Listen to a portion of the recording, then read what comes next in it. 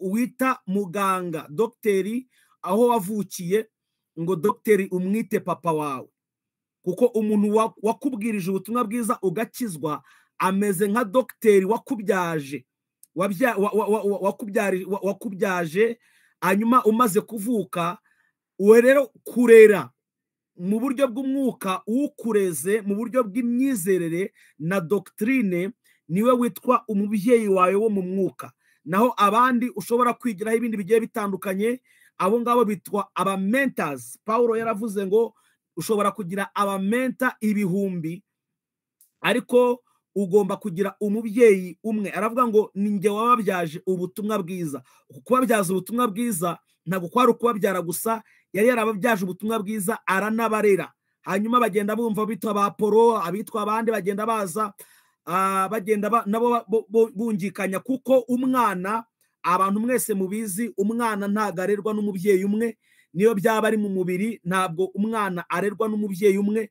Umwana arya ku baturanyi, umwana akabwirwa imico n'abantu bagiye batandukanye, abarimu ku mashuri. So rero no mu buryo bw'umwuka turerwa n'abantu bagiye batandukanye, ariko ni byiza ko uri recognizinga umubyeyi, umuntu wagufashije kuba persuaded muri doctrine. Now Paulo abwira Timoteyo, aramubwira ngo uhereye mu buto bwawe wamenye ibyanditswe byera. Ibyanditswe byera ni iki? Itangiriro kugeza muri Maraki. Ibyanditswe byera ni itangiriro kugeza muri Maraki. Kubera iki? Kuko igihe Paulo yabwiraga Timoteyo ngo wamenyaga ibyanditswe byera, nta gitabo cya Timoteyo cyari gihari. Igihe Yesu yabwiraga abafarisayo akababwira ngo murayoba kuko mutamenye ibyanditswe, nta gitabo cya Matayo cyari gihari. Igihe Yesu yavugaga muri Luka 24 ngo atangirira muri Mose, ababwira ibyanditswe, abasomera mu byanditswe, abasobanurira mu byanditswe ibyamwanditsweho, nta gitabo cya Luka cyari gihari. So ibyanditswe, iyo bavuze ibyanditswe aba ari itangiriro kugeza muri Maraki. Hanyuma ibindi bitabo byo mu Isezerano Rishya byitwa Revelation of Jesus, cyangwa se ubusobanuro bwa mystery, the revelation of the mystery. Isezerano rya kera ryitwa the mystery, n'ubwiru bw'ibyanditswe, ariko kandi Isezerano Rishya ryo rikaba the revelation of the mystery. Now aramubwira ngo wamenye ibyanditswe byera, ngo ibi byanditswe byera bibasha kukumenyesha ubwenge, bibasha kukumenyesha. Iri jambo bibasha ni ijambo dunamis mu Kigiriki, bifite imbaraga, bifite ubushobozi bwo kukumenyesha. Iri jambo kukumenyesha bakoresheje ni ijambo Sofia, kukumenyesha ubwenge niryo jambo Sofia, cyangwa se rikomoka mu ijambo ryitwa Sofizo mu Kigiriki, bisobanura ubwenge bw'Imana. Ngo ibyanditswe bifite imbaraga, bibasha kukumenyesha, bifite ability yo kukumenyesha, yo kuguhindura umunyabwenge.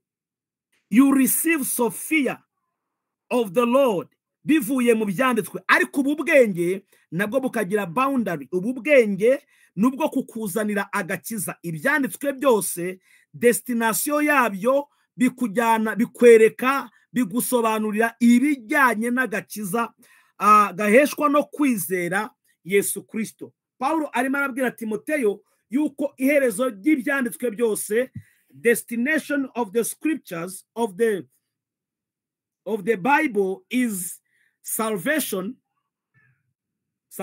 through faith, which is in Jesus Christ.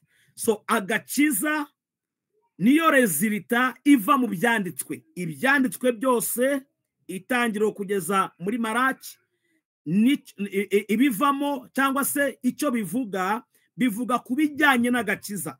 Ntabwo bivuga kuri business, ntabwo bivuga ku bijyanye no kubaka imiryango, ntabwo bivuga uburyo wacunga ekonomi y'igihugu neza.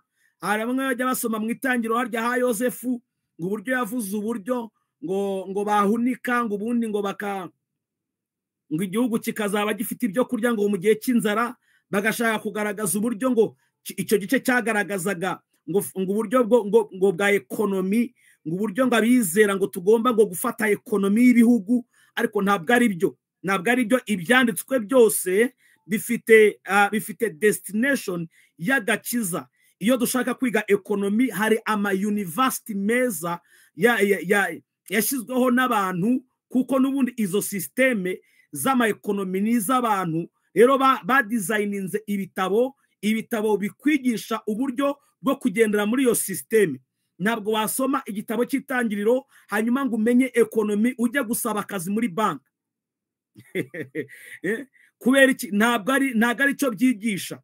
Nta muntu n'umwe wasomye strategy ya Yosefu ngahita agenda abwire yicaze Oni ababwire ngo ndaje hano nje kubaha ubwenge bw'uburyo mugiye kurwanya inzara n'ibiza bitera isi, cyangwa se amapfa atera mu bihugu biri munsi y'ubutayu bwa Sahara. So ntabwo rero ari uko nguko bimeze, ahubwo abantu bize, abantu bajya muri university, abantu bagakurayo skills, hanyuma izo skills zikabafasha guhangana na systeme y'iyi si. Uko igenda ihindagurika niko bagenda bazana ibitabo bishyashya bitwigisha.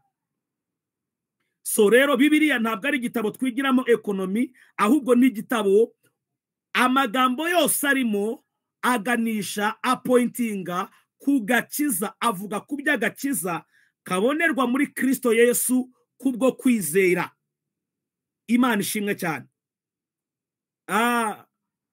Kamvuga aka kantu wenda ntarakomeza. Ari abantu benshi bakunda kwigisha bagatesha agaciro kwiga, bakavuga ngo sinize ngariko Imana irankoresha ibikomeye, ngo ntago ari ngombwa ngo abize, bagahita bafata ya mirongo ivuga ngo Imana ngo yafashe ngo iby'agaciro ngibimenyesha abaswa, ngo hanyuma ngo kugira ngo ikoze isoni abanyabwenge. Ayo magambo ntabwo ari ubuswa nk'ubuswa, to be a dumb, to be dummy, cyangwa se kuba ikintu kiri aho ngaho kidafite ubwenge, umuntu uri empty mu mutwe. Ntabwo ari byo ijambo ryavugaga ku bijyanye no kwiringira iby'umubiri. Abantu biringira ubwenge bwabo no kwiringira iby'umubiri, niba Imana yahishe iby'ubwiru bwayo. Ariko abaciye bugufi, abanyantege nke, cyangwa se abaciye bugufi, niko Bibiliya yakoresha. Ntabwo yavuze ibigoryi, yavuze abaciye bugufi. So uku guca bugufi rero ntabwo ari ukuba stupid cyangwa se fool. Ahubwo guca bugufi ni igihe wiringiye Imana, igihe wiringiye ubwenge bwayo. Nicyo Bibiliya yavugaga.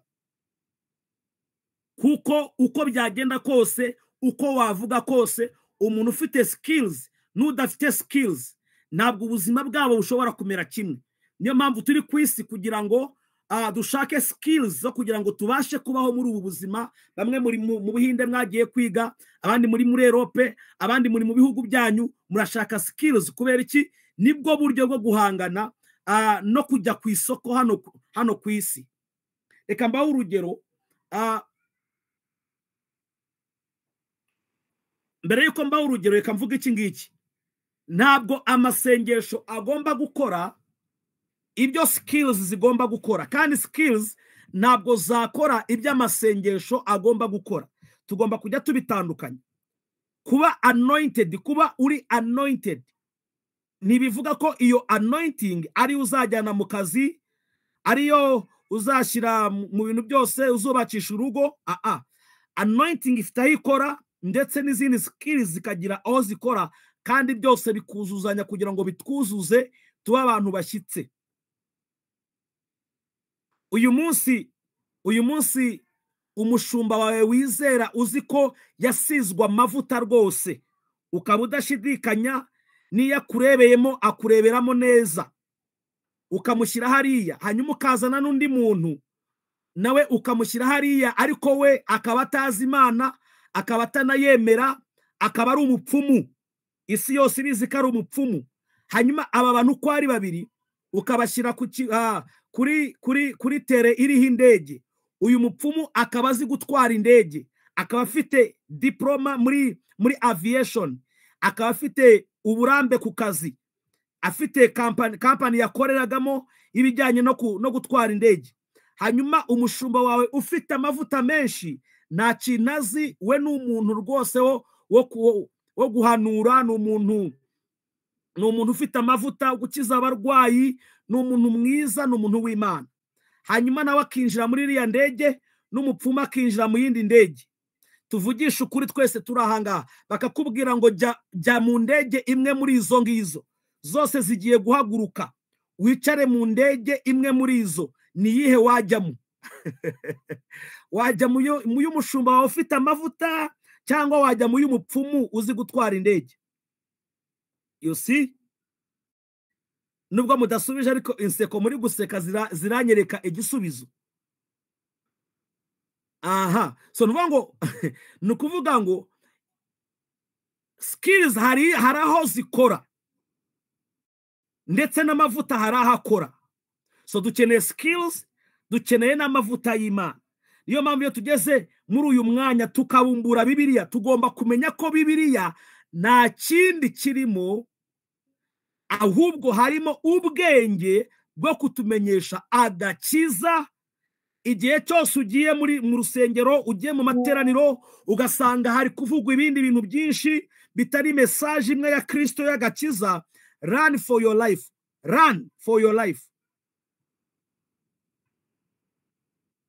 Petero wa kabiri igice cyaho cya mbere umurongo wa 19 umurongo wa 21 haravuga ngo nyamara rero dufite ijambo ryahanuwe. Dufite ijambo, ntabwo ari amagambo, dufite ijambo ryahanuwe. We have the word of prophecy. The whole Bible is bound on one prophecy. Bibiliya yose ifungiye ku buhanuzi bumwe. One prophecy, ijambo rimwe ry'ubuhanuzi, ngo rirusha yose gukomera, rirusha yandi yose gukomera, kandi muzaba mugize neza nimuryitaho, kuko rimeze nk'itabaza rimurikira ahacuze umwijima rigakesha ijoro, ikageza aho inyenyeri yo mu ruturuturu izabandurira mu mitima yanyu. Murongo wa 20 uravuga ngo ariko mubanze kumenya yuko ari nta buhanuzi bwo mu byanditswe bubasha gusobanurwa uko umuntu yishakiye. Bibiliya tubonye ko iri mu buhanuzi.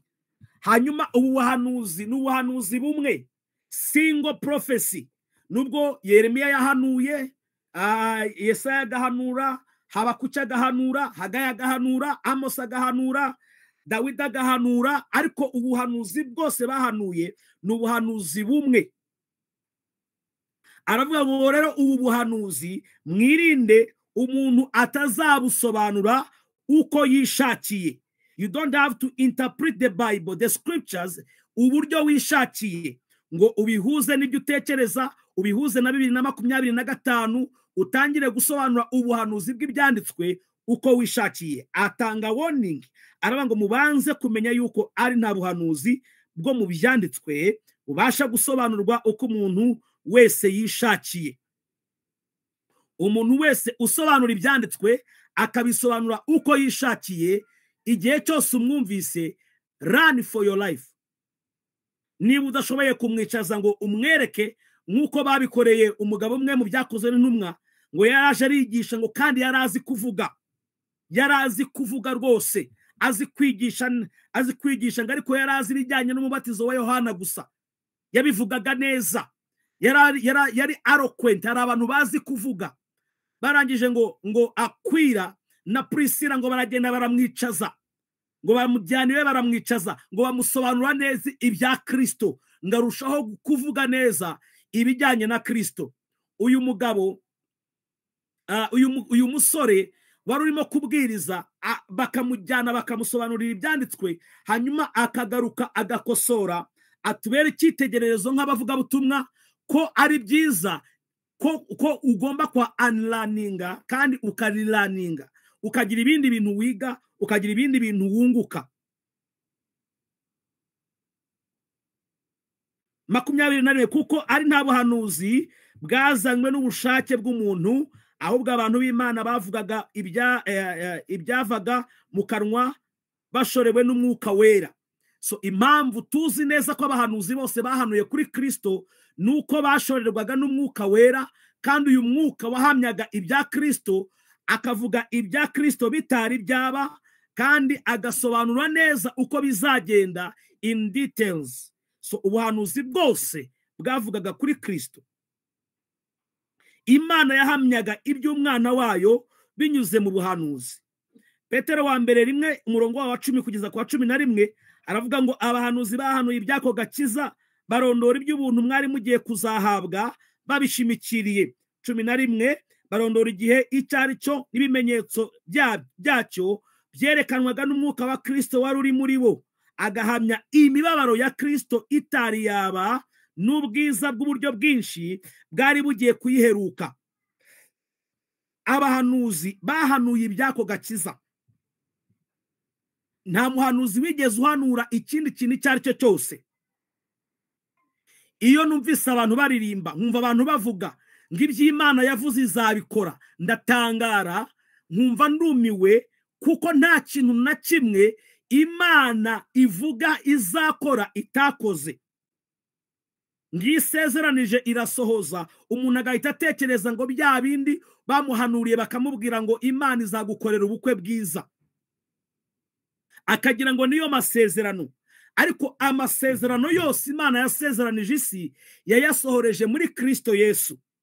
Ibyo uzabona byiza ejo, uzageraho ejo, ibyiza uzagenderamo ejo, imirimo myiza uzagenderamo ejo, Bibiliya avuga ngo yayiduteguriye kera.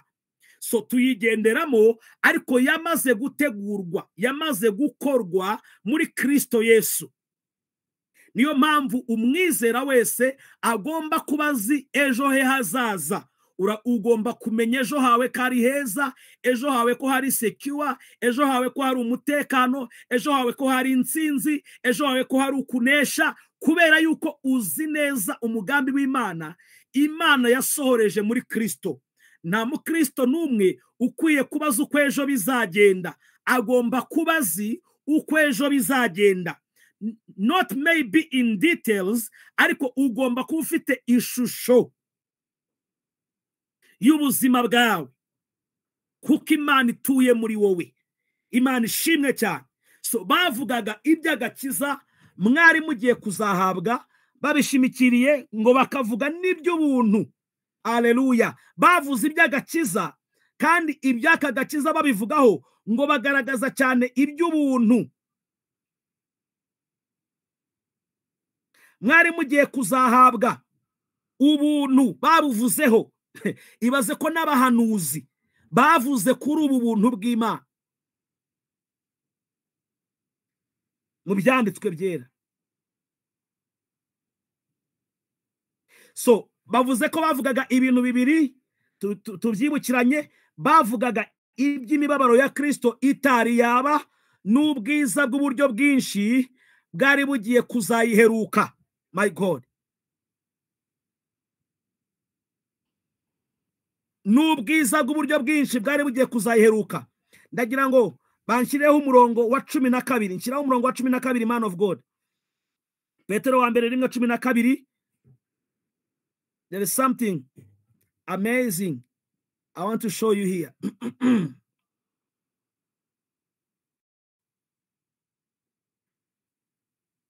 Umurongo wa 12 uravuga ngo, kandi bahishurirwa yuko batabyiyerekewe. Ibi bintu bijyanye n'agakiza n'ubuntu ngo bahishuriwe yuko batabyiyerekewe, ahubwo ko ari mwe babyerekewe. My God, my God. Babyerekewe twebwe. Ngibyo none, ibyo ngibyo beretswe, ubu none mumaze kubibwirwa n'ababwirije ubutumwa bwiza. So ibyo abahanuzi bavuze, ibyo abahanuzi bahanuye, byose babihanuriraga kuri mwebwe. Ariko kandi ntago bikiri ubwiru, ngo mumaze kubibwirwa nabande, ababwirije ubutumwa bwiza. Ntabwo ari ba bishop, ntabwo ari ba apotre, ntabwo ari ba pastor, ahubwo specifically mumaze kubibwirwa. Niba warabyumvise, ugomba kuba warabikuye ahangaha kubabwiriza butumwa bwiza. Abantu bonyine ushobora gukuraho aya makuru, zane wadoba, ntabwo ari ababwiriza butumwa, ntabwo ari abavuga butumwa, ahubwo ni ababwiriza butumwa bwiza. Ahantu hose mu isezerano rishya hari ijambo ababwiriza butumwa, bongeraho bwiza kugira ngo bitandukane. So ndakubaza, ibyo wizeye, ibyo wakuriyemo, urumva warabibwiwe n'ababwirije ubutumwa bwiza cyangwa n'ababwirije ubutumwa. Hari abantu babwiriza ubutumwa tutazi iyo buva. Paulo yabwise ubundi butumwa, yabwise ubundi butumwa, ntabwo ari ubutumwa bwiza. So ibyo rero ngo mumaze kubibwirwa n'abababwirije ubutumwa bwiza. Imana ishimwe cyane. Hallelujah, glory to God. Now the Bible say, ukomeje hepfo ngo babwirijwe n'umwuka wera woherejwe ava mu ijuru, kandi ibyo nyine bababwira mwebwe, ibyo ababwiriza butumwa bavuga ngo abamarayika babigirira amatsiko, bashaka kubirunguruka. My God, my God. Abamarayika babigirira amatsiko, bashaka kubirunguruka. Ibi tuvuga bijyanye n'imibabaro ya Kristo n'ubwiza bwayikurikiye, abamarayika babigirira amatsiko. Ubu twateranye, ubu tuvugana ahangaha kuri iyi Google Meet, twajoyininze twese, ariko abamarayika nabo bajoyininze, baricaye n'amakaye n'amakaramu, barimo barafata note, kubera ko ntabwo bazi iby'ubutumwa bwiza, ntabwo basobanukiye iby'ubutumwa bwiza. Niyo mpamvu baza ngo kugira ngo bumve turimo twigisha. Iyo turimo duhishura Kristo, baraza kugira ngo bumve. Oh my God, oh my God. Hari abantu bazamuye ministeri za angels, muzabumva. Abantu bagiye exaltinga ministry za angels. Ntabwo ministeri, ntabwo abamarayika uyu munsi bahari kugira ngo baministeringe ibijyanye n'agakiza kuri wowe. Abamarayika bahari kugira ngo bashyire mu bikorwa iby'agakiza kazanye mu buzima bwawe. Sinzi niba mubyumvise neza uko mbivuze. Reka nsubiremo. Abamarayika ntabwo bari mu buzima bwawe kuguhishurira, ntabwo bari mu buzima bwawe kukwigisha cyangwa kukwigisha ibijyanye na Kristo.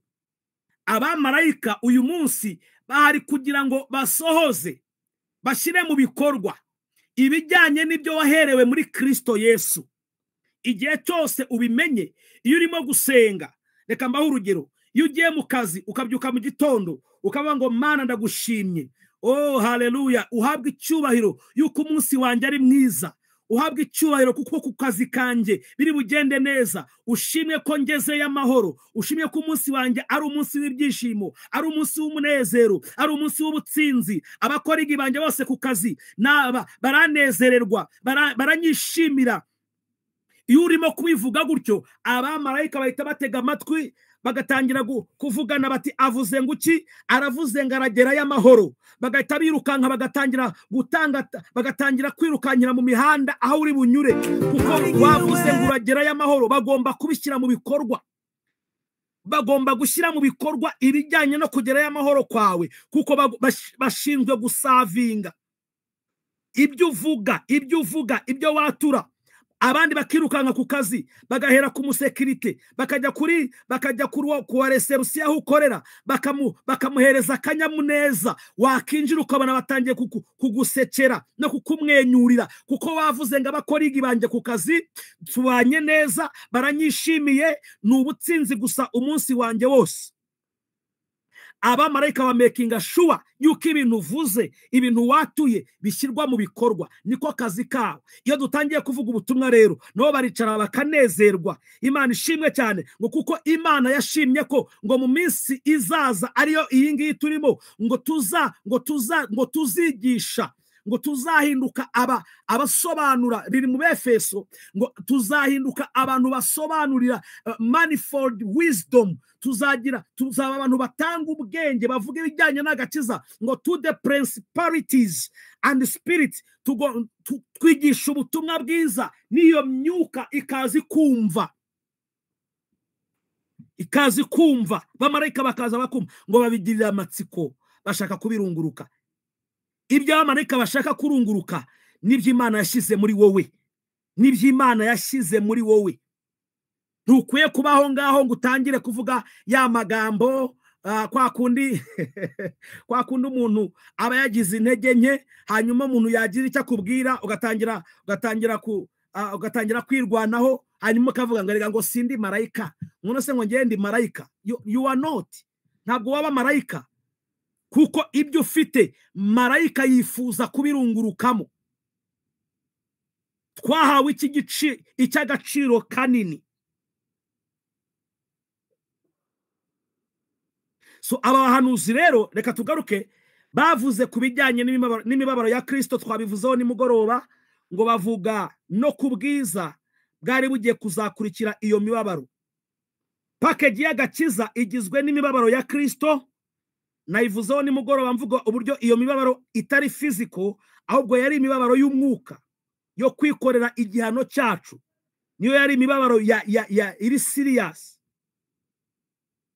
Tuvuga ko abakina filime bashobora gukina ibijyanye n'imibabaro y'umubiri yo ku musaraba, ariko ntawe ushobora gukina imibabaro yagize Kristo, yashenjaguriwe ibicumuro byacu. He was bruised inwardly, mwimbere abiri ibyuya bivanze n'amaraso. What a privilege, what a blessing. Oh hallelujah, glory to God. So iyi package rero y'agakiza igizwe n'imibabaro ya Kristo n'ubwiza buzayikurikira. So byuzura neza iyo tuvuze na pati y'ubwiza. Ntabwo ari imibabaro gusa, ahubwo package y'agakiza yuzura neza iyo tuvuze na pati y'ubwiza. Ndagira ngo nihute cyane abariyo mvugaho uyu munsi, hanyuma tuzatangire kureba noneho agakiza tukakira gute tumaze gusobanukirwa uburyo katanzwe.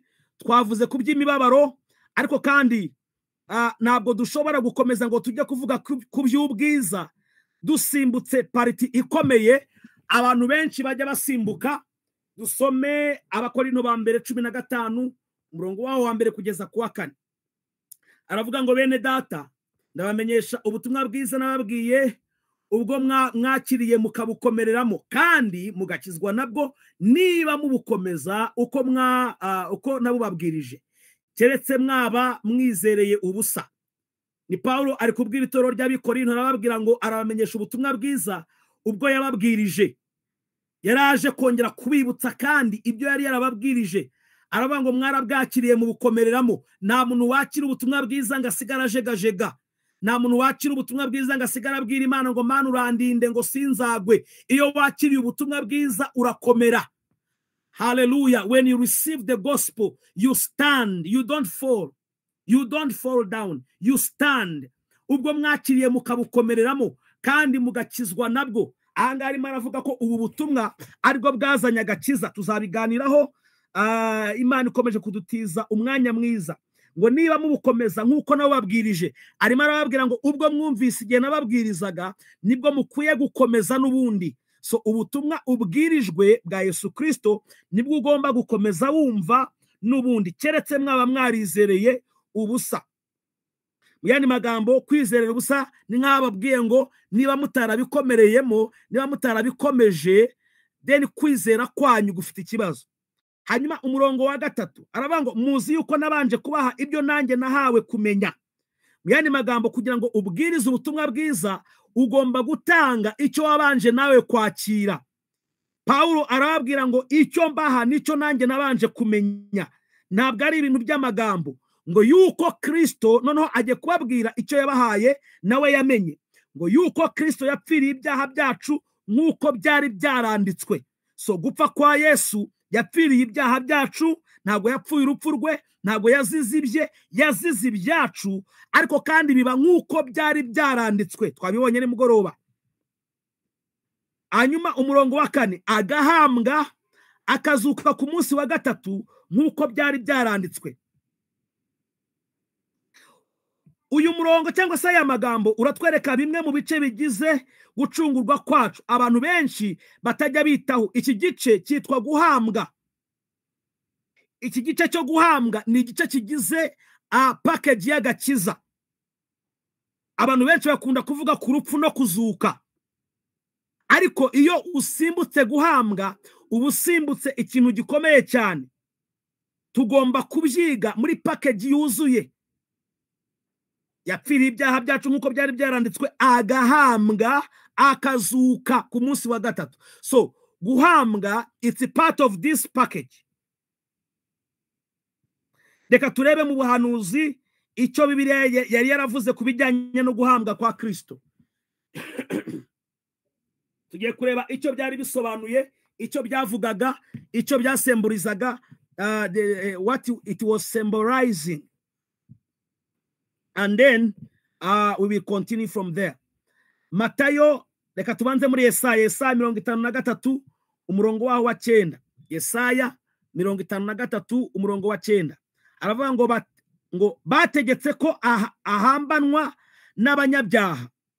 Bategetse ko ahambanwa n'abanyabyaha, yari kumwe n'umutunzi mu rupfu rwe, nubwo atagiraga urugomo kandi ntagire uburyarya mu kanwa ke. Ndasubiramo Yesaya 53 umurongo wa 9. Bategetse ko ahambanwa n'abanyabyaha, yari kumwe n'umutunzi mu rupfu rwe, nubwo atagiraga urugomo kandi ntagire uburyarya mu kanwa ke. Aha ni Yesaya arimo kuvuga kuri Kristo. Ndabibutsa ko aba bahanuzi bajyaga bahanura batazi ibyo bavuga, rimwe na rimwe baratangiraga bakavuga gusa, abandi bakandika. Ubundi umwuka w'Imana yamara kubavaho, kuko barabanga umwuka w'Imana yanjeho, ukaba wamubaza ngo wavuze ibiki ntabimenye, kandi ntago byari ibyabo kumenya ibyo bari guhanura. Rimwe Daniel yagiye kubibaza Imana, arabaza ngo ibintu mpanuye, ibintu nyeretse bivuze iki? Imana yamubwira ngo si ibyawe kumenya, ntabwo ari ibyawe kumenya, ibyawe ni uguhanura gusa. Hanura, then the next prophet aze. So ahangaha rero batweretse ko Yesaya yavuze ngo bategetse ko ahambanwa n'abanyabyaha. Aha ni Kristo uburyo yapfanye n'ibisambo. Guhambwa kwe, yahambanwe n'abanyabyaha uwo munsi. Uwo munsi Kristo yahambanwe n'abanyabyaha, not mumva imwe, ariko umunsi umwe ahantu hamwe. Umva kuntu byasohoye muri Matayo 27:57 kugeza kuri 60. Aravuga ngo nuko nimugoroba haza umuntu w'umutunzi wo muri Arimataya witwaga Yosefu, kandi nawe yari umwigishwa wa Yesu. Dusubire muri Yesaya, havuze ngo iki? Ngo yahambanwe n'abanyabyaha, yari kumwe n'umutunzi mu rupfu rwe. Yari kumwe n'umutunzi mu rupfu rwe. Ahangaha bahise bakwereka umutunzi witwa Yosefu Arimataya waje gusaba umurambo we mu rupfu rwe. Baravuga ngo kandi nawe yari umwigishwa wa Yesu. Uwo ajya kwa Pilato asaba intumbi ya Yesu, maze Pilato ategeka ko bayimuha. Yosefu ajyana intumbi, iyo ntumbi ayizingira mu myenda w'igitare wera, ayishyira mu mva ye nshya. Iyo yakorogoshoye mu rutare, abirundurira igitare ku munwa w'imva, aragenda. So uyu mugabo witwa Yosefu Arimataya wo muri Arimataya yari umutunzi, yari umukire, nawe yari umwigishwa wa Yesu. Ntago tubona ko yari muri babandi 12, ariko iyo bavuze umwigishwa wa Yesu baba bavuze umuntu wese wamukurikiranaga, umuntu wese wari ufite ukuboko mu mirimo Kristo yakoraga. Mwibuke ko imirimo bakoraga bari bakeneye finance, bari bafitemo abantu b'abakire batagendanaga nabo, ariko babashigikiraga, bumvaga ibyo Kristo yigisha. Ariko kandi byabaye kugira ngo ubuhanuzi busohore, kuko Yesaya yaravuze ngo yahambanwe n'abanyabyaha, ngo kandi yari kumwe n'umutunzi mu rupfu rwe. So tubona uyu mutunzi waje gushingura Kristo amaze gupfa. Nkeka ko iki ari cyo kiriyo cya mbere cyari kiriho abantu bake, niba atari umwe gusa, uko batweretse ko ari Yosefu wabikoze. Uyu mugabo w'umukire niwe wabikoze. Ariko abantu benshi basigaye mu madini, baruhiye mu madini, banze kuyavamo ngo bazabona babashingura. Na Yesu yarashinguwe almost n'umuntu umwe gusa, abandi bose bagiye.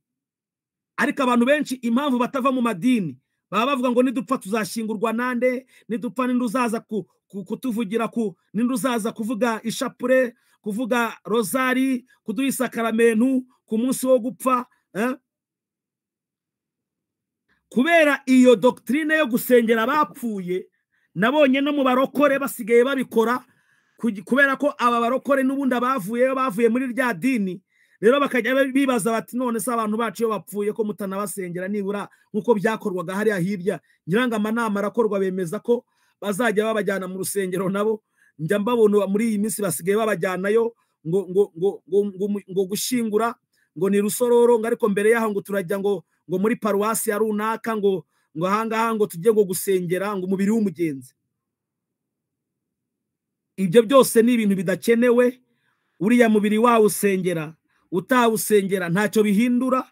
Cyonyine bifasha amarangamutima y'ababuze umuntu wabo, ariko ntacyo bigira, nta mumaro bigira ku bijyanye n'umwuka w'uwo muntu wagiye. So Kristo Yesu yahambwe na Yosefu Arimataya w'umukire, ariko kugira ngo ibyanditswe bisohore.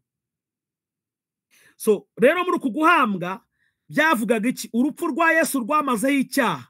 Igihe Yesu yapfaga, icyaha cyose cyamazweho, ariko guhambwa kwe yari confirmation k'icyaha kitavuyeho gusa, ahubwo gishinguwe. Oh my God, oh my God. Zane wadoba. Guhambwa yari confirmation yuko icyaha kidapfuye gusa, kitavuyeho gusa, ahubwo gishinguwe byiteka. Abaroma 6:4 aravuga ngo nuko rero niba ari umuntu uri ahangaha ukaba ukiri mu idini kugira ngo bazagushingure, wirukanke cyane uveyo. Niyo washingurwa n'umuntu umwe ariko warabayeho mukuri, nkuko Yesu byagenze, ntago mbona ko hari impamvu hari ikibazo. Abaroma 6:4 haravuze ngo nuko rero kubw'umubatizo twahambanywe nawe mu rupfu rwe, twahambanywe nawe mu rupfu rwe, kugira ngo nkuko Kristo yazuwe mu bwiza bwa Data wa twese, aba ari nako natwe tugendera mu bugingo bushya. So guhambwa cyari ikimenyetso cyo guhamba ubuzima bwa kera, imibereho ya kera, umuntu wa kera, Adamu wa mbere. Adamu wa mbere w'icyaha yari amaze guhambwa. Guhambwa byari ikimenyetso cy'ubuzima bw'umuntu wa mbere burangiye, bushyizweho iherezo.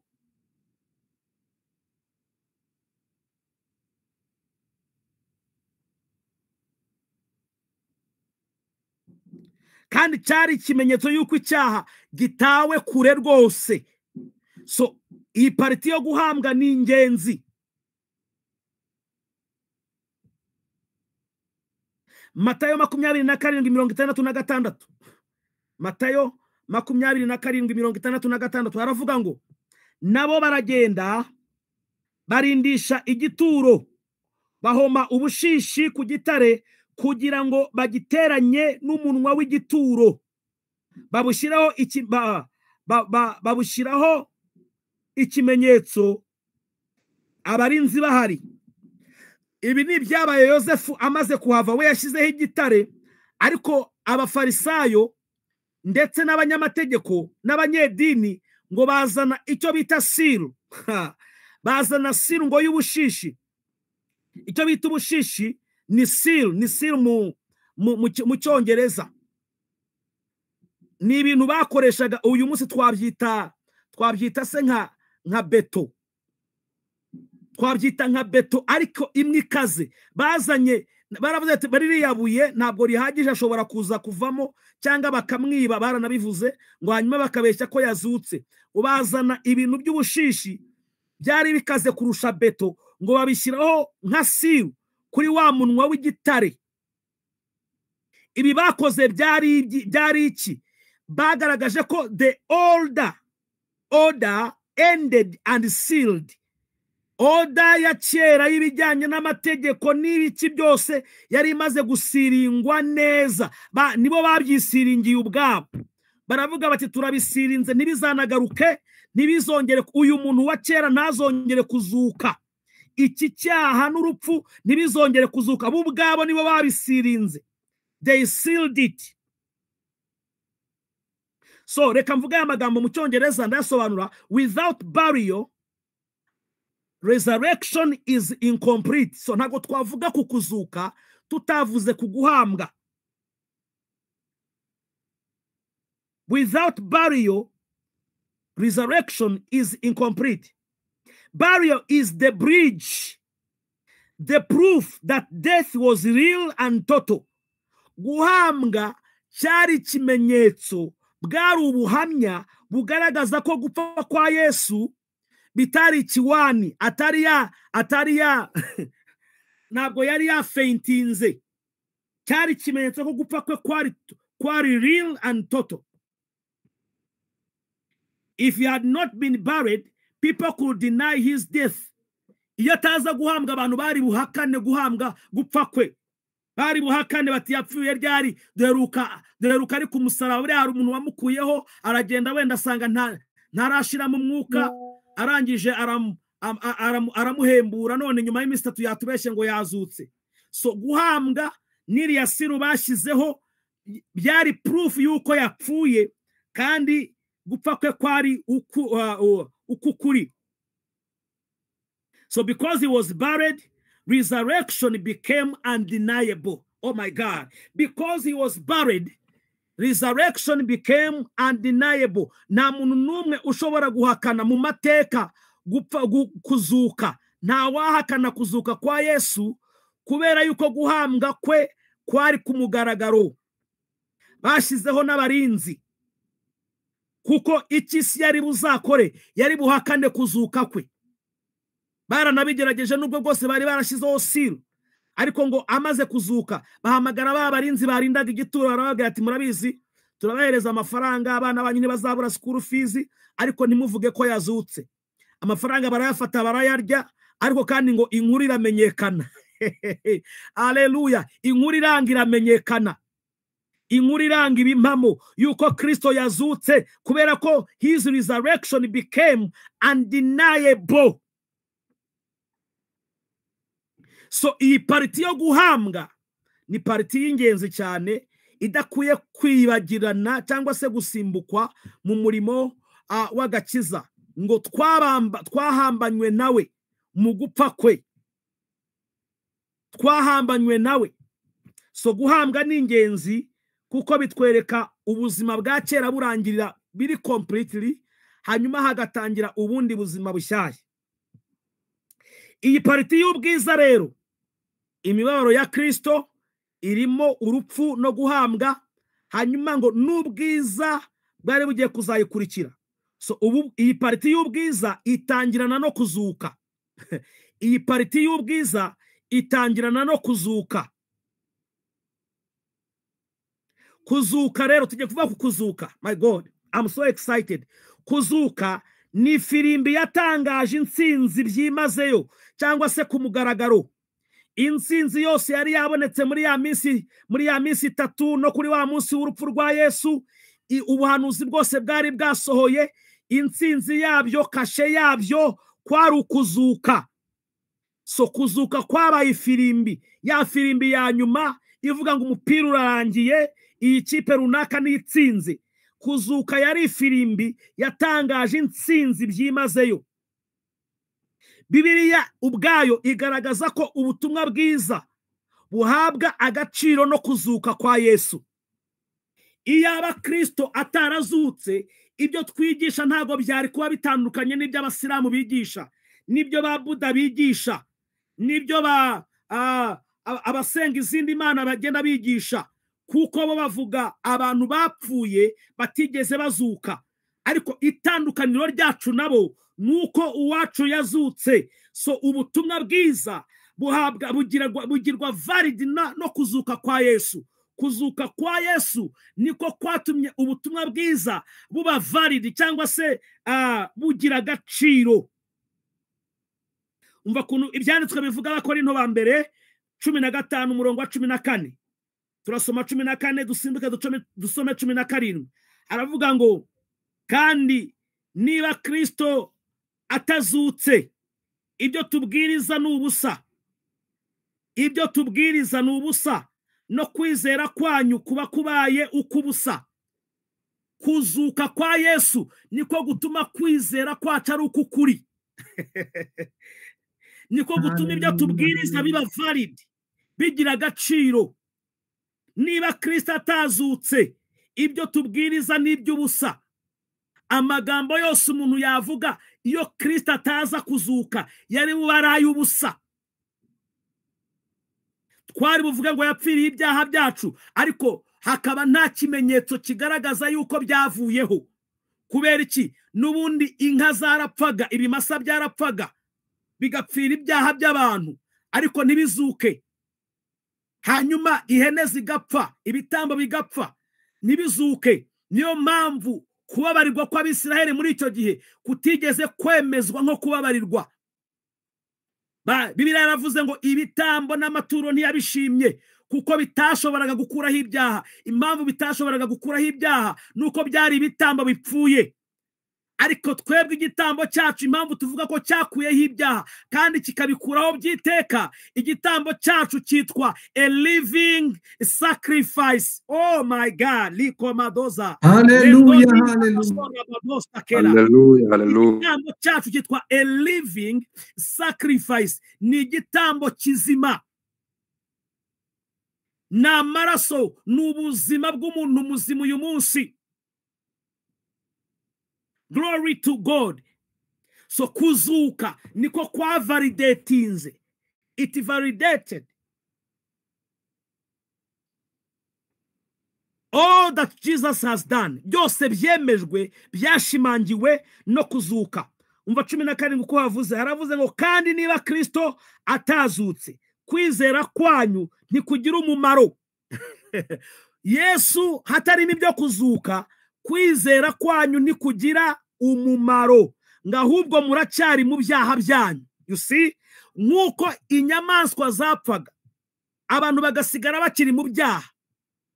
Ku mwaka utaha bakajyana izindi nyamaswa zigapfa bagasigara bakiri mu byaha. Ahangaha aravuze ngo iyo Kristo ataza kuzuka, natwe uyu munsi tuba tukiri mu byaha, nta kiba cyarahindutse, ahubwo muracyari mu byaha byanyu. Niba Kristo atarazutse, kwizera kwanyu ntikugira umumaro kandi muracyari he? Mu byaha. So ukuzuka kwa Yesu niko gushimangira yuko tutakiri mu byaha. My God, liko zakaramandovra. Kuzuka kwa Yesu niko gushimangira bidasubirwaho yuko utakiri mu byaha. Ari byiza byo kwiga bene data. Ibyo usanzwe uvuga umenya impamvu bivuga. Paulo yaravuze ngo mujye muhora mwiteguye kuvuga impamvu z'ibyiringiro byanyu. Umuntu akubwiye ngo impamvu uvuga yuko utakiri umunyabyaha, uhita umubwira ngo nuko Kristo yazutse. Imana ishimwe. Haleluya. Niwa solaba yarazutse ni muzima. Glory to God. It is resurrection that validates the gospel. What does it mean when the Bible says that Jesus is the firstborn from the dead? Reka nsobanura kangaka nako vuba vuba. Iyo Bibiliya ivuze ngo Kristo ni imfura mu bazutse, Bibiliya ibishatse kuvuga iki? Kuko tubona ko mbere yuko Yesu azuka hari abandi bantu bazutse. Umwana w'umupfakazi wazuwe na Eliya na Elisa. Is it Elijah ni Eliya? Uyu mwana w'umupfakazi ni Elisa, wazuwe na Elisa. Tubona intumbi yaguye ku magufa ya Elisa nanone kandi nayo ikazuka. Uyu nawe yarazutse. Tubona umwana wa Yayiro muri Mariko 5. Umwana wa Yayiro wazutse nawe wari umaze gupfa. Tukabona umwana w'umupfakazi ngo wari inayini, ahantu bita inayini, ngo bagiye gushingura. Nuko Kristo ngakora ku isanduku yari mu mwana w'uyu mupfakazi arazuka. Tubona Tabita wazuwe nyuma ya Yesu. We yazutse nyuma ya Yesu. Tabita ari umuntu umwanditse mahanga. Nimo navuga bazutse mbere yuko azuka. Tukabona na icyo uwo twita the great Lazarus. Mu bantu bose bazutse, kuzuka kwa Lazaro niko kwa soundinze cyane kuvayo. Uko yazutse ngo hashize iminsi 4 yaramaze ngo no kunuka. Abigisha bagahita bavuga bati nubwo byanutse humura, Imana ntabwo itinya iyo byanutse, igize ikabizura. So aba bantu bose barazutse kandi bazuka mbere yuko Yesu azuka. Ese kuki Bibiliya yita Yesu the firstborn from the dead? Kuki imwita imfura yo kuzuka? Reka tujye mu byahanuwe. Zaburi Dawidi yabivuzeho muri 89 umurongo wa 28, aravuga ngo kandi nzamuhindura imfura yanjye, kandi nzamuhindura imfura yanjye asumbe abandi bami bo mu isi. Iri jambo the firstborn from the dead ni jambo prototokos mu Kigiriki, risobanura niryo risobanura firstborn from the dead. Iyo tuvuze prototokos tuba tuvuze firstborn, umuntu watangiye. Sinzi kundi bisobanuye, reka mbisobanuye muri ubu buryo, reka mbisobanuye mu Cyongereza, ndaza kubisobanura nibwo biri buveyo neza. Firstborn from the dead means the first to rise in glory, in incorruptible life. Cyangwa se bisobanuye the head of a new race. The head of new race, a new creation. Itandukano rya Kristo na ba Lazaro nuko babongeye bagapfa. Lazaro yarongeye arapfa. Wa mugabo wazuwe n'amagufa ya Elisa yarongeye arapfa. Umwana w'umupfakazi yarongeye arapfa. Umwana wa Yayiro uyu munsi nubwo yaba yarabaye imyaka myinshi ntabwo yaba akiriho, yaba afite imyaka igihumbi hafi 2,000. Ntabwo uwo mwana akiriho kandi nawe yari yazutse. Ariko impamvu yitwa imfura mu bazutse nuko ari we wa mbere wazukiye kubaho iteka. Niwe wa mbere wazutse akaba the prototokos, the prototype, imfura mu bazutse, imfura mu bazutse. Oh, God help me. Baleko zite remando branagada. Niwe wazutse ubutazongera gupfa. Aha, birimo biravayo. Niwe wazutse ubutazongera gupfa ukundi. Niyo mpamvu yitwa imfura mu bazutse. Yazutse as the head of new race. Niwe mutwe cyangwa niwe tangiriro ry'ubwoko bushyashya, ry'ubwoko bushya Imana yari igiye kurema. Zani na ngoma za bradea, the head of a new creation, the prototype of all who would rise in him. So Kristo niwe watubereye, niwe wadutangiriye imbere mu bijyanye n'umuzuko, niwe mfura mu muzuko. So umuzuko we niwe twazutse. Niyo mpamvu Paulo arimo yandikira Abaroma, ntago yababwiye yuko Kristo akiri umwana umwe gusa w'ikinege. Yavuze gutya, yaravuze ngo kuko aba yamenye kera yabatoranirije kera gushushanywa n'ishusho y'umwana wayo kugira ngo abe imfura muri bene se benshi. Iri jambo imfura niryo jambo prototokos, yabaye imfura muri bene se benshi. Niwe wadutangiriye. Imana ishimwe. Glory, glory. Iyi jambo rivuze ngo muri ubwoko bwatoranijwe, ngo muri ishyanga ryera dufite imfura. Muri iri shyanga, muri iki gihugu, in this nation, hari uwatubanjirije ari we Kristo Yesu. Nta bandi batubanjirije dufite. Nta bandi batubanjirije dufite. Aba bo mu gihe cya Kristo bari bafite ababanjirije, ba Mose, ba Eliya. Twebwe uwatubanjirije n'umwe ni Kristo. Niyo mpamvu iyo umuntu akubwiye ngo ufite ibintu bigukurikirana, ngo ufite imivumo ikugendaho, ujye umubwira ngo uwambanjirije sogokuru wanjye, uwo nita uwabanjirije ubwoko bwacu. Ntago abaho imivumo. Imana ishimwe cyane.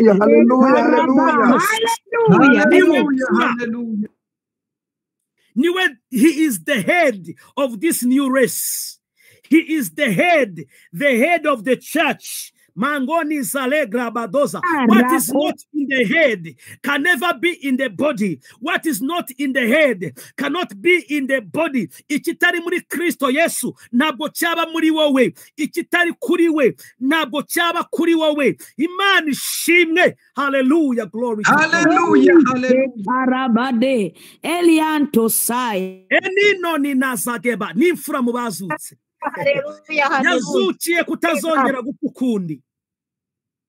Abakolosayi 1:18 haravuga ngo niwe mutwe w'umubiri, niwe torero, kandi niwe tangiriro n'imfura yo mu kuzuka, yo kuzuka mu bapfuye, kugira ngo abe uwa mbere uhebuje byose. Haleluya, abe uwa mbere uhebuje byose. Nimugoroba nababwiye ngo umwanditsi w'Abaheburayo yaravuze ngo he is the captain of our salvation. He is the captain of our salvation. My galiko salamando branina enilo sakedara brana. Reka twinjire mu kuzuka vuba vuba. Uyu munsi ndagira ngo nsigazeyo iminota mike mike. Hallelujah, glory to God. Reka twinjire mu kuzuka vuba vuba. Aho navugaga impamvu ari imfura mu kuzuka. Impamvu yitwa the first born from the dead nuko ariyo watangije iki gihugu dutuyemo. Niwe mfura mu bazutse batazongera gupfa ukundi, kandi abamwizeye bose bazukiye muri we. Abamwizeye bose bafite ubwo buzima afite bwiteka. Imana ishimwe. Tuzabivugaho turimo tuvuga kuri eternal salvation. My God, kuzuka kwa Yesu rero turetse confusion z'amadini kubijyanye no kubara iminsi. Arumva ukuntu babara iminsi ngo yapfuye kuwa gatanu nimugoroba ngo azuka ku cyumweru mu gitondo, wajya kubara ugasanga ni umunsi umwe cyangwa ibiri n'igice, ugasanga ntago bihura n'ibyanditswe. Iyo ni confusion y'amadini, ntago biri muri Bibiliya. Muri Bibiliya harimo iminsi ihagije, ahubwo confusion y'amadini niyo afixinze ngo tugereranije ngo ukuntu ngo aho yapfiriye ngo hari nko kuwa kane. Ngo hari nko kuwa kane. Ibyo ni confusion z'amadini zagiye zizana confusion, ariko ibyanditswe biri clear.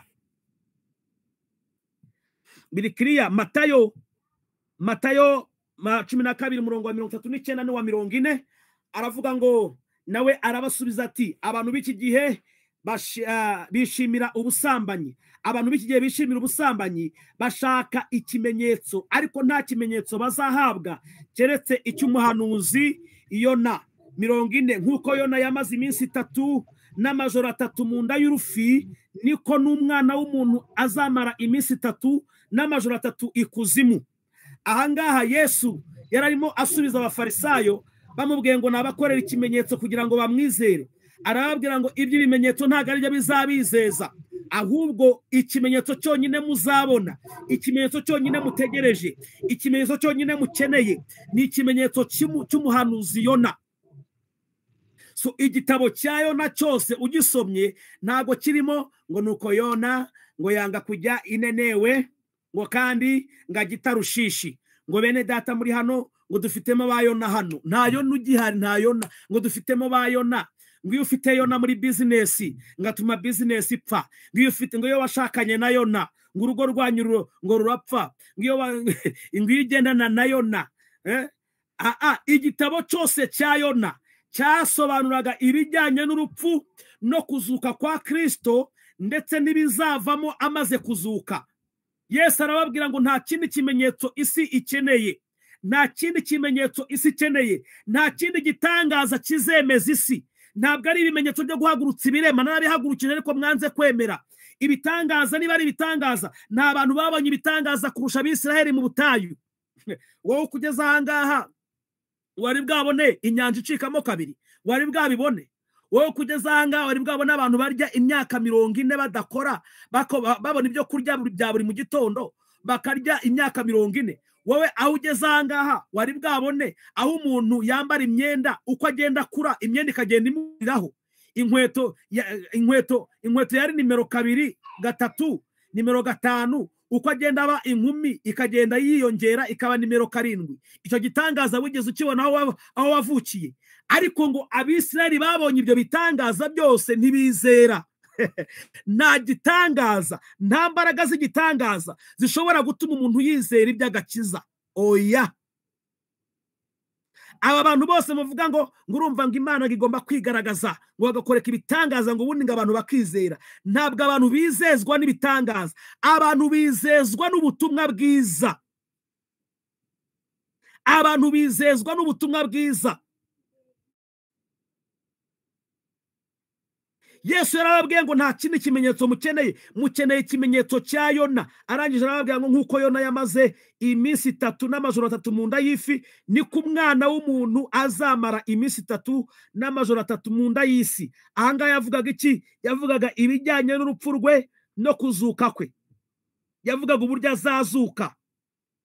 Matayo 12:39 na 40 aravuga ngo nawe arabasubiza ati, abantu b'iki gihe, aho niho tumaze gusoma, Hoseya 2:2, Hoseya 6:2, azaduhembura tumaze kabiri, ku munsi wa gatatu azaduhagurutsa maze tuzabaho turi imbere ye. Azaduhembura tumaze kabiri.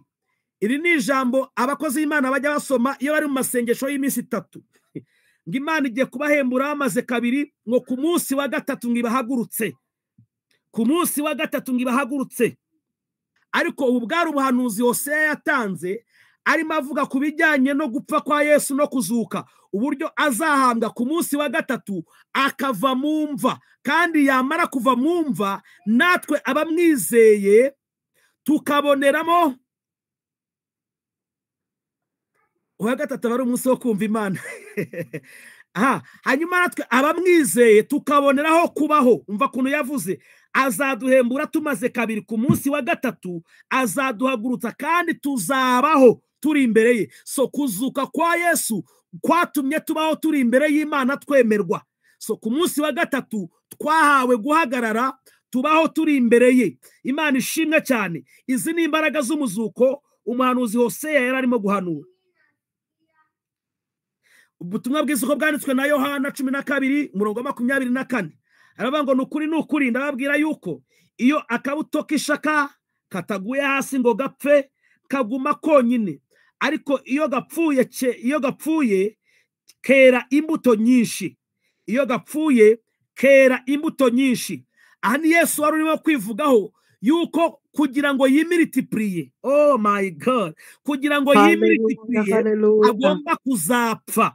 Rero ngo nadapfa ntibishoboka yuko azaguma wenyine. Iyo adapfa yari bugume wenyine, yari bugume ari umwana gusa w'ikinege. Iyo adapfa yari bugume ari umwana umwe gusa w'ikinege. Ariko kuko yapfuye, niwe ya mbuto yaguye hehe? Yaguye mu butaka agapfa. Ngariko iyo gapfuye kera imbuto nyinshi. Ngufitiye amakuru meza, uri umwe kuri izo mbuto zeze kuri aka kabuto kapfuye. Eneno silendo bra, uri umwe kuri urwo rubuto ngo iyo gapfuye kera imbuto nyinshi. Glory to God. Ubutumwa bwiza ko bwanditswe na Yohana 2:19 kugeza kuri 21 aravuga ngo Yesu arabasubiza ati, nimusenye uru rusengero nanjye nzarwubaka mu minsi 3. Murabona ko Bibiliya itarimo confusion. Ni iminsi 3 kugira ngo rero bitagukonfusinga, gumana n'ibya Bibiliya iminsi 3. Reka gutangira kubaranga ubwo se no kuva ku wa 4 ngo cyangwa no kuva ku wa 3. Menya ko ari iminsi 3, iminsi 3 kari iminsi 3. Hari icyo tumvamo muri ibyo ngibyo.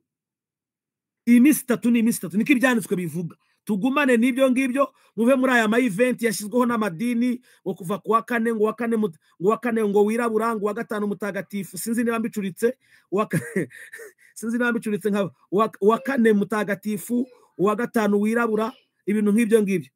Tugumane iminsi 3 iri mu byanditswe, ndumva ntacyo bidutwaye. Nuko abayuda bati, uru rusengero ko twarwubatse mu myaka 46, nawe ngo uzarwubaka mu minsi 3. Ahangaha ni Yesu yari arimo avuga ngo musenye urusengero. Yari ageze ku rusengero rw'i Yerusalemu, njya nkunda kurwita paruwasi, ku rurembo. Yari ageze ku rurembo ngo asanga baracyarimo kurwubaka. sinzi niba iwanyu mwebwe amafaranga yo kubaka paruwasi yarageze akarangira. Jewe narakuze ndinda mvayo, amafaranga yo kubaka paruwasi tutararekera kuyatanga. Ibaze ko uwo mwuka wo kubaka paruwasi imyaka, aruvuze ngo kubaka Gisozi, uwo mwuka wo kubaka paruwasi imyaka watangiye kuva kera. Bubatse urusengero imyaka 46, bakajya bamubwira ngo wowe urusengero twubakiye imyaka 46 urimo uravuga ngo warusenya ukarwubaka iminsi 3, ufite ubwenge wowe? Ahangaha ni ikimenyetso kitwereka imirimo n'ubuntu bw'Imana. Ku mirimo ntabwo uzigera usoza, ku mirimo bizagutwara imyaka kandi ntibirangire, kuko n'uyu munsi urwo rusengero nta rugihari, hasigaye ibintu by'inkike gusa. Umva ku murongo wa 21, ariko urusengero yavugaga n'umubiri we. Yesu yavugaga umubiri we, bo bakumva amatafari. Yavugaga umubiri we, bakumva ruriba. Yararimo babwira yuko bazamwica, hanyuma nyuma y'iminsi 3 akazuka. Yararimo avuga yuko azapfa. Reka nkoreshe iryo jambo, yararimo avuga yuko azapfa, hanyuma nyuma y'iminsi 3 akazuka. Samweli wa mbere 2 umurongo wa 6. Aya ni amagambo umubyeyi rwose mwiza wari umaze gutora umwana w'umuhungu witwa Samweli yavuze. Yaravuze ngo Uwiteka arica agakiza, ashyira ikuzimu kandi agakurayo. Amagambo abanyedini bakoresha bagaragaza uburyo Imana yakwica cyangwa ikagukiza, yaguha amataye cyangwa ikagukokora, yaguha akazi cyangwa ikakagukuraho, yaguha urugo cyangwa ikarukwirukanamo, yaguha agakiza cyangwa ikakakwaka. Niryo jambo bakoresha y'uyu mubyeyi mwiza witwa Hana. Bibiliya iravuga uhereye ku murongo wa mbere. Nkunda iki gice cyane, ngo nuko Hana ngo yuzuye umunezero araririmba, aravuga ngo ndashimira Imana y'agakiza kanjye. Hana amaze gutora Samweli yahise yakira ubuhanuzi bwa Kristo, aravuga ngo ndashimira Imana y'agakiza kanjye, ngo kuko ntawera nk'Uwiteka. Arakomeza hasi, ageze hepfo aravuga ngo Uwiteka arica agakiza, ashyira ikuzimu agakurayo. Yari arimo kuvuga ibyo kuzuka kwa Yesu. Yararimo kuvuga ibyo kuzuka kwa Yesu, yuko Kristo azapfa akazuka akajya ikuzimu hanyuma akavayo. Ntago ari ibyo kwica abantu. Iyo tuvuze ngo Imana ntiyica abantu bakarakara, ngo ijambo riravuga ngo Uwiteka arica agakiza, ngo singiri. Jya usoma neza di, usoma neza muko, urumva? Ese iyo usoma usoma iki? Ese iyo usoma usoma ute? Ese iyo usoma usoma ushaka iki? Ese iyo usomye ubona iki? Uwiteka arica agakiza, ashyira ikuzimu agakurayo. Bwari ubuhanuzi bwa Kristo yuko azapfa akazuka akajya ikuzimu ntahereyo akavayo. Byahamijwe kandi n'ubu buhanuzi Dawidi yahanuye. Tujya mu Byakozwe n'Intumwa 13. Paulo, oh my God, Paulo arimo avuga ibyanditswe, arimo yigisha mu isinagogi. Duhere ku murongo wa 28, tumanuke dusome twihuta. Kandi nubwo babuze impamvu zo kumwica, basaba Pilato kumwica. Paulo yarageze ku bijyanye n'urupfu rwe. Yabanje kuvuga iby'ubuhanuzi bwahanuriye basogokuruza, aramanuka agera ku by'urupfu rwe. Aravuga ngo babuze impamvu yo kumwica, basaba Pilato kamwica. Baravuze ati nta mpamvu dufite ariko napfe. Nta mpamvu dufite ariko nagire gute? Napfe. 29 bamaze gusohoza ibyanditswe kuri we byose. Bingahe? Byose. Bamumanura ku giti, bamushyira mu mva. Urabona guhambwa, part of the gospel. Bamushyira mu mva, ariko Imana iramuzura. Oh hallelujah, glory to God. Ariko Imana igira gute? Iramuzura. 3 natwe turababwira inkuru nziza y'isezerano ryasezeranijwe basogokuruza, yuko Imana ari twe yabisohorejeho. My God, twebwe abana babo ubwo yazuraga Yesu. Arakomeza aravuga nk'uko byanditswe muri Zaburi ya 2 ngo uri umwana wanjye uyu munsi ndakubyaye. Ntago niriwe njyayo, ariko mujye mwandika Zaburi ya 2 umurongo wa 7, niho ayo magambo ari. Niho Dawidi yavuze ngo uri umwana wanjye uyu munsi ndakubyaye. ngo usaba amahanga nzayaguha kugira ngo abe umwandu wawe. Iyo twabyawe n'Imana ntacyo tuba tudafite. Usaba amahanga nzayaguha kugira ngo abe umwandu wawe. Uyu munsi ndakubyaye. So uyu munsi rero w'umuzuko niwo munsi twabyariweho. Uri umwana wanjye, uyu munsi ndakubyaye. Uyu niwe munsi turimo bene data. Ni umunsi wo gukirizwamo, niwe munsi wo kwemererwamo. Yeremiya yahanuye aravuga ngo ku munsi wo kwemererwamo naragutabaye, ku munsi wo gukirizwamo narakumviye. Uyu munsi ni uyu munsi w'umuzuko. Imana ishimwe cyane. N'uyu munsi w'umuzuko, uwo munsi turimo, niwo munsi Dawidi yahanuye aravuga ngo this is the day that the Lord has made. Uyu ni umunsi Uwiteka Imana yakoze, ngo kandi tugomba kunezererwamo. Uyu munsi w'Uwiteka ni umunsi w'umuzuko. Somebody celebrate this day. Niwo munsi turimo. Hallelujah, hallelujah, hallelujah. Ukageza uyu munsi turacyari muri wa munsi w'umuzuko, turacyari muri cya gitondo cy'umuzuko. Imana ishimwe cyane. Hallelujah, glory to God. Daniso commande bramini valada. Abandi bisiriraho bakabaza ngo murinzi ngo menyesha igihe, ngo burira, ngo bumeze gute. Twebwe ntago bwira, duhora muri cya gitondo cy'umuzuko. Imana ishimwe. Glory to God. Amen. Amen. Hallelujah. Iyo tuvuze ngo this is the day, ntabwo ari Sunday, ntabwo ari Friday night, ngo this is the day that the Lord has made, ngo we shall rejoice in it. Uri gutangiza amaterano ngo this is the day that the Lord has made. We are in that day for 2025 years. This is the day. Every day is that day. My God. Ni wa munsi w'umuzuko. Uyu munsi ndakubyaye. Uri umwana wanjye. Uyu munsi ndakubyaye. 3:4 kandi kuko yamuzuye ubutazasubira mu iborero. Nicyo cyatumye avuga cyati nzabaha imigisha ya Dawidi itazakuka.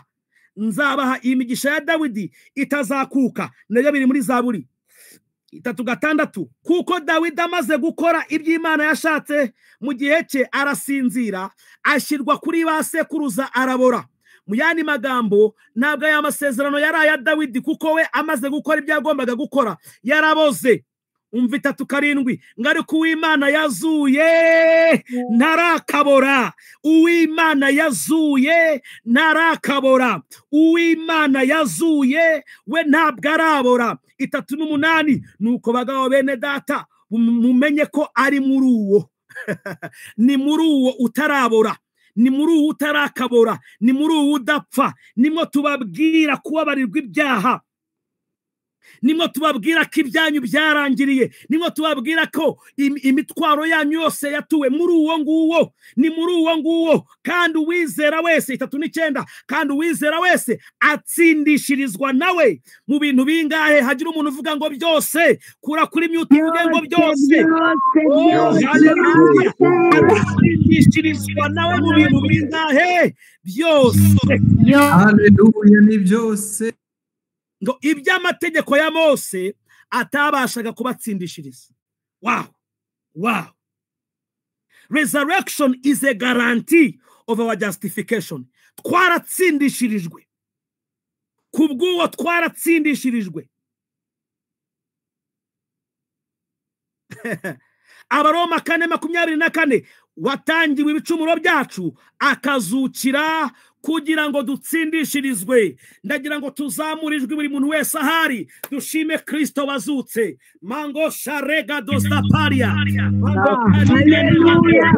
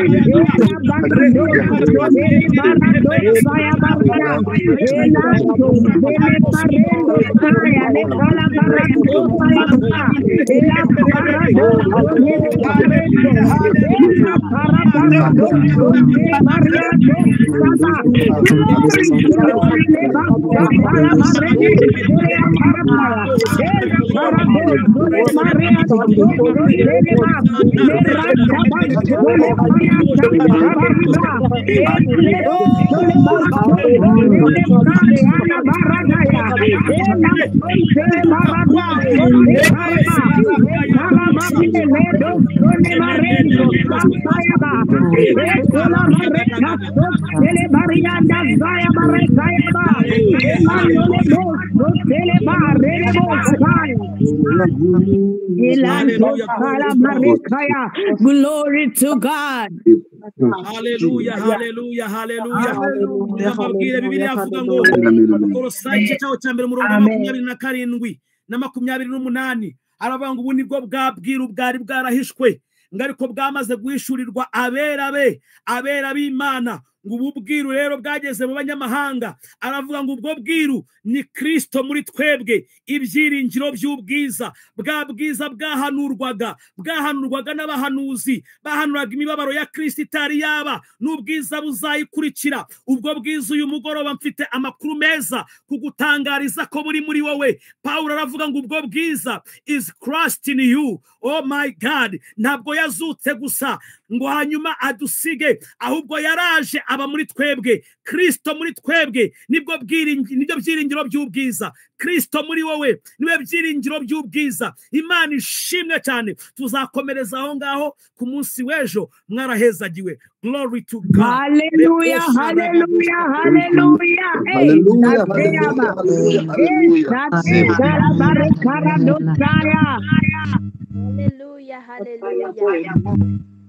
Hallelujah, hallelujah. Amen, amen, amen. Turanezerewe uyu mugoroba. Imana ishimwe cyane. Kristo muri twebwe byiringiro